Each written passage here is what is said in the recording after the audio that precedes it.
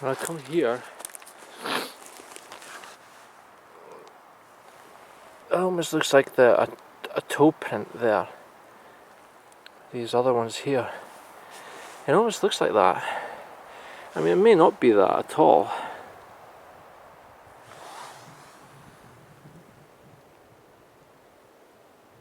But boy, it honestly looks like as if somebody ran here with bare feet. I mean, it's not a Bigfoot, kind of creature. But if something was running around here, and I found... See, when you look at it from that angle there, and then I'm seeing like this here.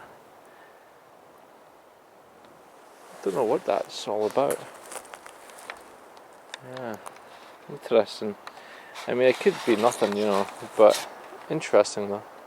I would come across something that would look, because see, when I look at here, this part here, it sinks in here, like as if it was the pad of the foot, and then it kind of goes up. See, there's an indentation there, like with the, this is where the mid-tarsal break would be, roughly there, and then the pinky, so this would obviously be the right foot. Yeah, but boy, that's weird. I'll keep an eye out of where I am. I'm actually next to the path here. But that's really strange, that is, because it actually has the shape of a foot, precisely. I don't know of anything natural that could actually do that. I don't think a shoe could do that, but this is where I am anyway. Right next to the path here. Path is way up there. And you have this here. There's a boulder right there, and you can see away in the distance a tree fallen over, stump.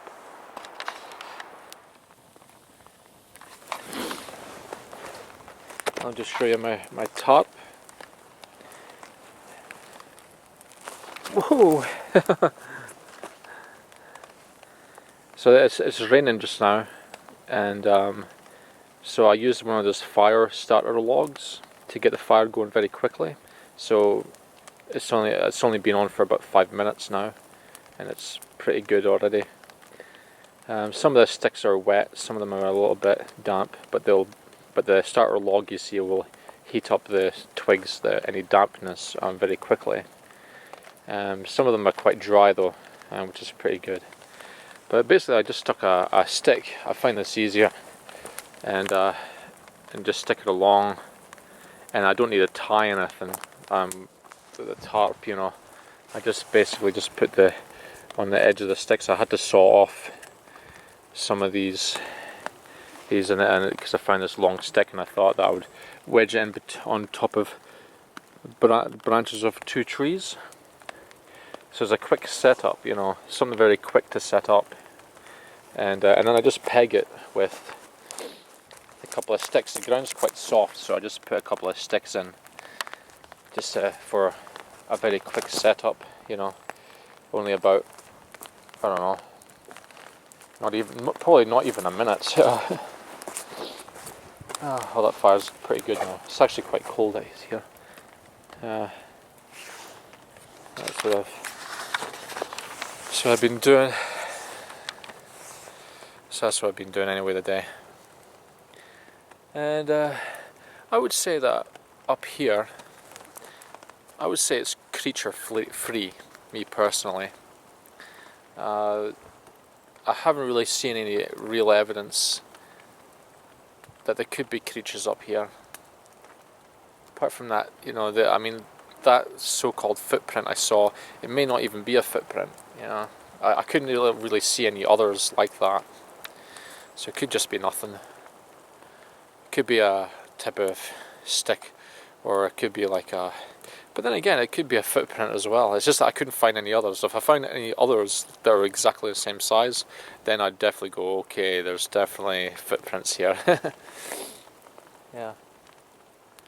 But yeah, I would say that this is creature free, really. A lot of trees have been knocked down either by the wind or by the farmer using chainsaws to cut the trees down. But I don't see any evidence of tree breaks like you see in the Bigfoot creatures, so I don't think there is any. There could be, but if there is, the amount of times I've come up here, I haven't witnessed anything. It's only way in this direction, way in that direction. That's where there's some strange stuff that goes on way over there, of invisible beings running around up that way. Pitch black at night sometimes. Even near my work, there was an area where it's just pitch black, but it was like the creature could see where it was running to. And the trees were very dense, so it would be really hard to maneuver in such thick, and it was in the summertime, but for some reason I knew exactly where it was going, and I couldn't see a thing.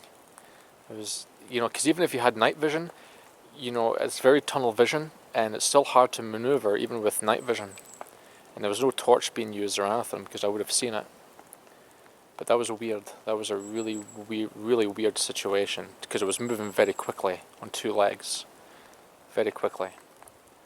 So, I don't know what was going on there. Because even if your eyes adjust to the dark, you still don't see that much anyway. It's hard, especially in that thick, dense bushes. It's like, how can you see? How can you run around in there without tripping over something, or it'd be kind of risky. But it was running with ease. Strange. Bye for now, anyway.